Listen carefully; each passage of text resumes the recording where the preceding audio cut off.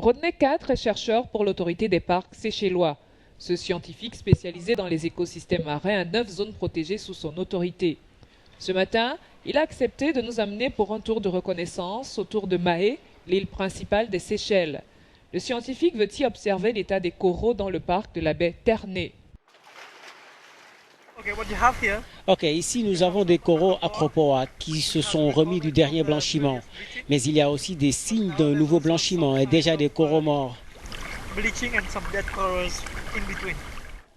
Cette année, le phénomène El Niño pourrait faire des dégâts. Le réchauffement des eaux fait planer l'ombre de 1998.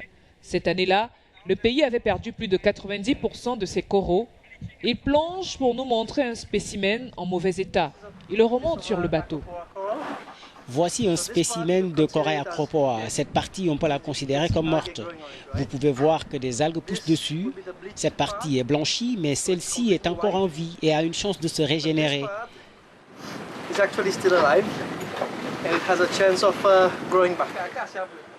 Il décide d'aller replacer le spécimen. Sans les coraux, il n'y a pas d'écosystème marin viable aux Seychelles. Il faut regarder ça comme une forêt. Vous avez des plantes, des animaux qui forment les écosystèmes. Les rives coralliens, c'est la même chose. Ce sont des animaux et ils agissent comme un habitat pour les petits poissons.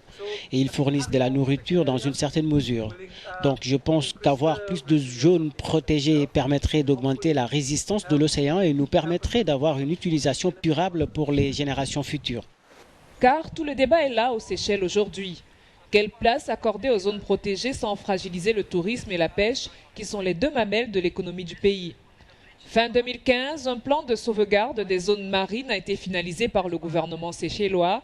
Sur 5 ans, le pays projette de placer sous protection 30% de 1,4 million de km² de ses eaux territoriales. Aujourd'hui, seulement 1% de cette superficie est sauvegardée. De retour à Victoria, la capitale, nous avons rendez-vous avec Didier Doclet, le ministre de l'Environnement.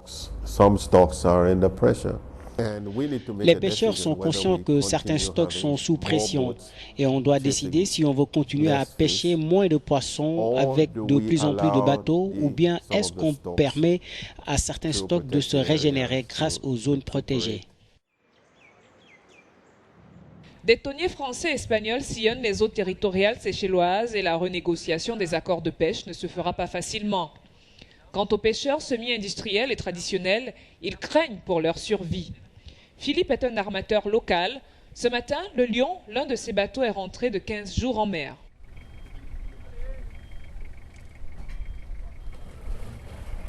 Si il met les 30% qui nous, on peut pas aller pêcher dans les zones là, mais qu'est-ce qu'on va faire? On va pêcher dans les fonds blancs. Ça coûte combien un voyage comme ça? Ça coûte entre 40 et 50 000 roupies un voyage comme ça. Avec la création de nouvelles zones protégées interdites d'accès, ils craignent aussi que les illégaux prolifèrent impunément. Kate est président de l'association des pêcheurs traditionnels. Il a accepté de nous amener de l'autre côté de la baie de Victoria, où 2 bateaux malgaches récemment arrêtés sont maintenus à quai.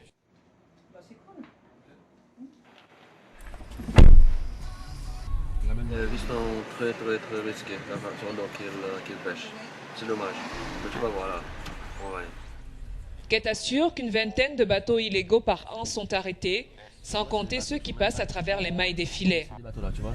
J'imagine 30 personnes là-dessus. Là, ils vont retourner chez eux. Hein. Ils vont confisquer ces bateaux-là, mais qu'est-ce que tu vas faire avec ça? Avec la détérioration des fonds marins, l'archipel perdrait l'essentiel de ses revenus et c'est toute son économie qui s'écroulerait.